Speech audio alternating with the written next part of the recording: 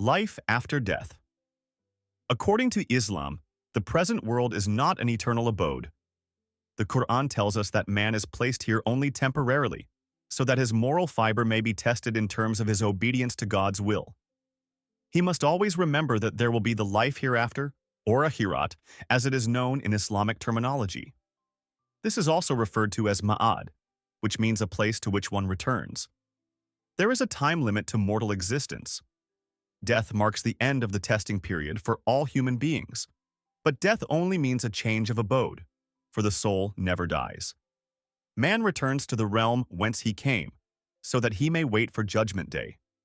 That realm, the life hereafter, is the eternal world. Thus, man's life is divided into two parts, a brief stay in this world and an eternal life in the next world. To the ungodly, it is only then that it becomes obvious that a life, which is eternal, is far more important than this present existence. God created human beings and made them responsible for their actions by granting them freedom. If there were no afterlife in which the good were rewarded and the bad punished, there would be no justice. In which case, it would appear meaningless to create people with a conscience and a sense of responsibility. But God is just and always acts justly. Hence, it is the absolute demand of justice that there should be a day of judgment on which everyone is brought to book. After death, human beings will, therefore, leave this present, ephemeral abode, and, on the day of judgment, will enter another world, which will be eternal. When the time comes for the last reckoning, God will destroy this world and replace it with a permanent, everlasting world. All human beings will then be resurrected and brought before the Almighty to be judged. On that day, everyone will stand alone before God. Those who have done good deeds in the world they have left behind will be rewarded. Their reward will be paradise, a state of joy, happiness, and peace. The Quran states, Allah has created death and life to test which one of you is best in conduct.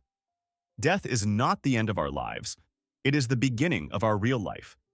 Because our future fate is being decided on the basis of our present performance, we can either make use of our opportunities on earth to ensure a well-deserved place for ourselves in paradise, or we can throw them away and condemn ourselves to punishment in hell.